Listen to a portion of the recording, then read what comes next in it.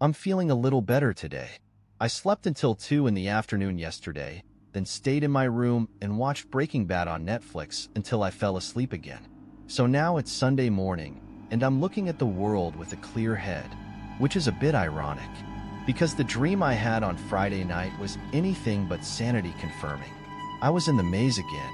You know the drill: warm air, blue sky, dry yellow grass as far as the eye can see. I could see the rusty sheet metal shack, but it was far in the distance. I was calm, and I was lucid. I knew I was dreaming. I had to take a psychology class at Citrus, and we talked about how some people are capable of controlling their own subconscious thoughts. This place, this maze, was all a construct of my own imagination. Then something spindly and gray grasped my shoulder and spun me around. I was face to face with the monster. The thing balanced itself on the 3 warty balls attached to the spider-like appendages that extended from its midsection. Its cylindrical body extended lengthwise and tilted so the stress ball blob was near the ground, and the tentacles hung from its tail end like hair, dripping slime. Its 3 spherical eyes betrayed neither emotion nor intention. "Greetings," the thing said. "What are you called?" Its voice was pleasant but mindless, reminiscent of the automated recording reads you back your account number when you call the bank. I then noticed that the monster had acquired a new accessory, what appeared to be a fuzzy gray scarf wrapped around the intersection of its pipe-shaped body and jelly-filled head. And then I realized the thing had spoken to me in English. Who are you? What do you want?" "Do not be afraid," the robot voice chirped. "I am here to advise you. Forgive the curtness of my communication. My body cannot produce your language. The filter I am forced to adorn may be unfamiliar to your species." I guess the filter was the fuzzy scarf. Okay, he responded. What's your name?" It whistled something that sounded like Fifi. "Okay, Fifi," I said cautiously. "What's your advice?" "You are like myself. You have the ability to climb through planes." "Huh. There are an infinite number of them. Every time you make a decision, another is created in which you decided the opposite. Billions of planes, all stacked on top of each other." "Oh, I got it. Like alternate dimensions. String theory. I've heard that one. You've climbed into another plane before. It was like your own, but not." "I don't think," I started to say, then realized Fifi was right. My dream, the one where I'd driven home drunk and killed some bicyclist and was supposedly in jail. "You felt weak and ill after, am I correct?" "Yes," I murmured, my brain suddenly a wet rag. I had a dream. I was throwing up after and almost had to go to the hospital." "You mean I traveled to another dimension?" "Yes. Climbing is difficult on the corporeal form. It is more difficult the farther you go from your own plane. The place you traveled to was barely several billion away. On my plane, capable climbers are trained since we are small things." "Your plane?" I asked. "You mean you live in another dimension?" "My plane is untold quadrillions away from yours. Tens of billions of years ago, an asteroid ricocheted off a newborn star. My plane is the eventuality of that asteroid traveling north. Yours is the eventuality of it traveling south." "Your plane. Are we there now?" No. "This is a space between the planes. It is a dangerous place. That is why I constructed this labyrinth." "Wait, this stupid invisible maze was you?" I cried. "So, you've been chasing me through it for weeks?" "It was difficult to trap both of our corporeal forms at once. You continuously vanished." "No, you kept on disappearing," I argued. "And why are you trying to keep me in here anyways?" "Not keep you in. Keep him out." My anger dematerialized, replaced by ice-cold panic. I knew who him was. I glanced around nervously. "He is not here," Fifi droned pleasantly. "He is a dark thing, a creature who wishes only destruction. He comes from a plane far, far below all the others. In my world we call it Shishvoges, and it is where we say evil beings are trapped after their natural life ends." "He's a demon," I whispered. feeling my pulse quicken and my palms grow moist. We call that place he comes from hell. This is one of the places he lurks, Fifi continued. He constructed the square box. He offers attractive sustenance to climbers who wander into this space, while their bodies are in a state of unconsciousness. I was there once. I stammered. I dreamed I bought some cereal. He's the monkey. He takes many forms. You consumed his fruit. This allowed him to intertwine your consciousness with his, allowed him to find you and follow you, which he has been doing. Yeah, I said excitedly. I found a stuffed animal that looked just like him.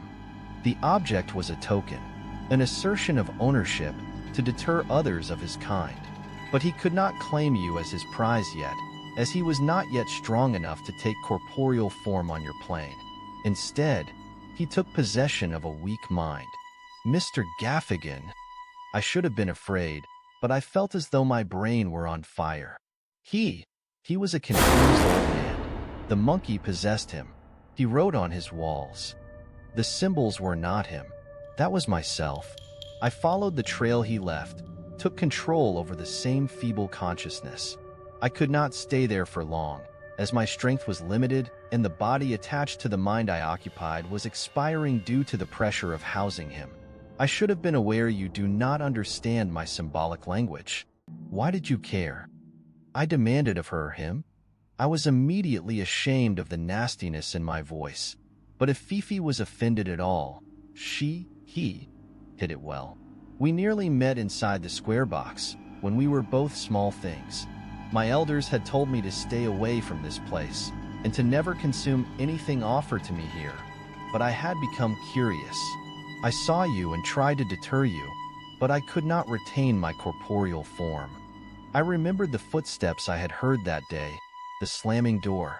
I could see all of the strange products sold in the sheet metal snack shop, all in different languages, all unrecognizable. The demon monkey wanted to cast a wide net, lure children from all dimensions by offering them sweet, tasty things featuring their writing, familiar to them. This was all madness, fantasy, a fever dream. But somehow, for the first time in weeks, my life made sense. I was scared, but knowing what I was up against made me feel a little bit more powerful. So, I asked Fifi, this demon monkey thing wants to kill me or eat my soul or something. He wants your essence, Fifi dictated emotionlessly. And he is very powerful, stronger than any climber. Eventually, he will break through and take physical form in your world. He already has. I saw the thing. How do I stop him? I noticed the sky above me had paled. My surroundings were blending together into a pixelated haze. I could no longer determine the point where yellow became blue. I was looking directly at Fifi, but let's go with she, was melting into a grayish blob, as though I were looking at her through a camera and fiddling with the focus. I was waking up. No fucking way. Fifi. I cried desperately. How do I stop it? The haze became a filmy cloud. I was no longer in the field, but falling down some foggy, sense-defying pipe, and Fifi's outline had become the sort of static, colorless shape you see when you close your eyes. You must climb, her answering machine voice echoed. And then I was staring at stucco and light was streaming in through the blinds, and my alarm clock was wailing. Last night, I didn't dream. I'm glad I decided to keep this blog. I'm sure I'd have gone crazy if I didn't have some outlet to organize my thoughts.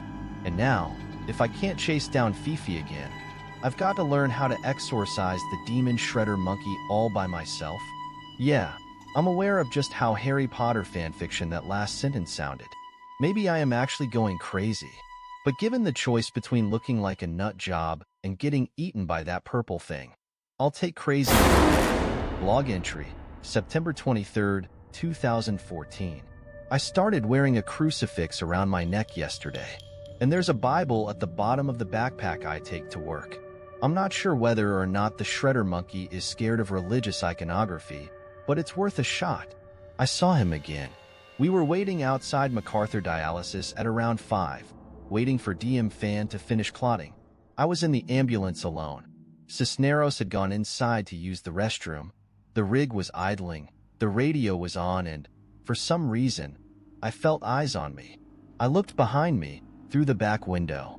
His purple, plush face was pressed against the window. It was the closest I'd ever seen the thing, and I was made aware of little details I'd have rather remained ignorant to. His purple fur was not monochromatic, like that of the stuffed monkey I'd tossed in the attic. It was matted, dirty, caked with grime. His red nose was comparable to a dog's snout, leathery, wart, dripping greenish mucus, and his fiery eyes were neither plastic beads nor emotionless spheres like Fifi's.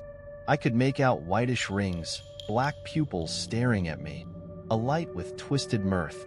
He was enjoying this. I stared back, too terrified to scream. The bright red, fleshy nostrils flared, steaming up the window, obscuring my view. Then, words began to appear, letters backwards. The thing was writing something in the fogged window, like a kid on a cold morning. Nudger guard from his vantage point. Drag her down from mine. Then I heard a snap, the door opening. I screamed. Cisneros yelped and stumbled, catching himself on the driver's side door. He didn't even bother asking me what's wrong. He just gave me that same look I'm starting to seriously despise. Blog entry, September 24th, 2014. No monkey sightings today. I was on edge all day long, eyes darting like a crazy person, jumping at any unexpected sound. I know he's messing with me. That's why he left me that message on the fogged-up mirror. Whatever. He's playing games. I'm figuring out how to get rid of him for good. Remember how I said my parents keep everything in the attic? I went up there today after work. I dug through box after box. Baby clothes, Jose's old soccer trophies, photo albums, sheet music from the 2 years I played the cello in middle school. My clay model of San Juan Capistrano mission, what was left of Jose's foam board poster depicting the process of photosynthesis. 3rd grade, 2nd grade, 1st grade, and then I found what I was looking for. In a forgotten manila folder at the bottom of a water-stained box labeled Kids 1997, I found a cache of crayon drawings signed Ariana. My suspicions were justified. A small child, guided by her imagination, unfettered by logic or rationality, could have traveled to places her older self would be kept from. One depicted a red house, ours is brown, and a family of 6, Mama, Papi, Jose, Ari, Noemi, and Roberto. Once, years after I'd drawn the picture and forgotten about it, my mom told me she and my dad had considered having more children, then decided against it. There were a whole bunch of those. Crayon Ariana playing with people I'd never met, in front of houses and schools and parks I'd never been. And some of the people were weird. They had eyes in the wrong place, or noses that were too big, or too many arms or legs or fingers. The shredder monkey knows how to find me here.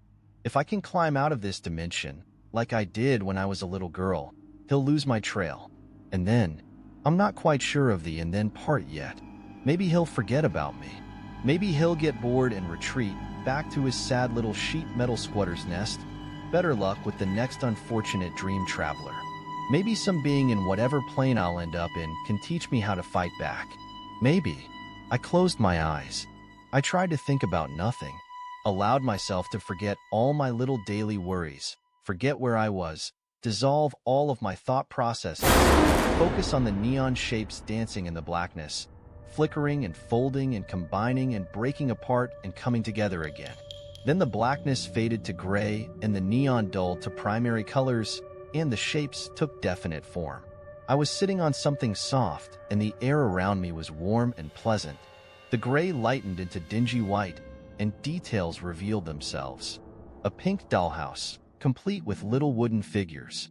A bookshelf, plush dolls littering brown shag carpet. A pink Barbie mirror mounted on the wall, reflecting my tired face rimmed with frizzed hair. I was in a child's bedroom. I heard voices coming from outside the open door. Nervous, I jumped to my feet. I hadn't thought of how I would explain my presence in some random kid's room. 2 little blonde girls barged in twins, from the looks of them. They stopped and stared at me, wide-eyed. Then the pastels and dingy white walls started to blur, and the floor dematerialized under me, and everything started to spin. The last thing I registered before my cold, hard attic floor was a child's voice. "Mommy, Mommy, there's a lady cop in my room. This is good. This is really good." I saw myself in the mirror. The kid saw me. All of me. My blue uniform does resemble a police officer's. I climbed into an alternate dimension. Now all I've got to do is figure out how to stay there. Email from Michael Wazicki, Editor-in-Chief, Scientific Fringe Magazine. To Ian Koros. Ian, thank you so much for this fascinating piece of work. I hope you don't mind that I took the liberty of doing a bit more research, trying to find out who this Ariana Gomez is and how her blog ended up attached to a spam email. As you know, there have been isolated incidents of travelers claiming to be from alternate dimensions, but most have been proven false. And after my extended attempts to contact the young woman responsible for this blog, I was ready to declare your account the same. I contacted Citrus College in Glendora, and they kindly allowed me to look over their enrollment records for the past 10 years. In that time period, 12 women with the name Ariana Gomez attended the school. Via social media, I was able to open a dialogue with all 12. All denied any association with the blog. None had ever worked as an EMT. Then, I searched for a young man with the surname Cisneros. This was more fruitful. I found the Facebook page belonging to a Benjamin Cisneros, aged 23, employed as an EMT with a small ambulance company. He was cooperative and even met with me once in Pasadena. He has spiked hair and a mustache. Cisneros was able to corroborate much of her story. He does work with a dispatcher named Mary and a lanky teenager, Charlie Green. The name Henry Gaffigan was unfamiliar to him. However, he transports a patient with similar symptoms, though this man is still alive.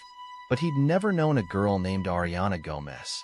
I let him look over a hard copy of the blog entries you sent me. He was visibly spooked. In his words, "This is really creepy.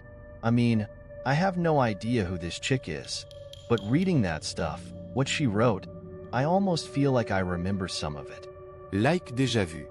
I imagine a face, hear a woman scream, but it's impossible. None of it ever happened. Then, 2 days ago, a friend of a friend's sister found this posted on a Persian cat enthusiast discussion board. Since everyone who knows me knows I can't resist an internet mystery, it ended up in my hands. This is Ariana Gomez. Ariana Gomez, can you see this, please?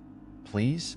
The shredder monkey got me. I tried to climb again, same as before, but the colors behind my eyes formed his face, and then he was right there in front of me. His face split open and became a mouth, and all that was there was a dark hole, and I fell down the hole, and when I woke up I was gone, and no one could see me, and I didn't have a reflection, and am not in any of the pictures in my house, just my mom and dad and Jose, and all my stuff is gone from the house. I'm typing on a laptop I found now, but the screen is all white, and I have no idea if anyone can read this, or where it's going, or if I'm even typing, or how long this will last, because sometimes I can't took thin. So, Ian, I'm inclined to come to one of two conclusions. Conclusion number 1. We're both victims of an unsettling hoax. Or, conclusion number 2. Ariana Gomez is real. Was real. She became the victim of a demon dressed like a giant purple monkey. The shredder monkey deleted her, made it so she never existed. Or maybe the monkey ate her entire dimension, leaving her disembodied consciousness stranded in another dimension, one in which she was never born. Maybe our dimension. Either way, all that's left of her is breadcrumbs, the message on the Persian cat discussion board, Cisneros Deja Vu, and the blog. Oh, and speaking of her blog, can you email me the text again? The file somehow disappeared from both my hard drive and my inbox, and I think I misplaced the hard copies as well.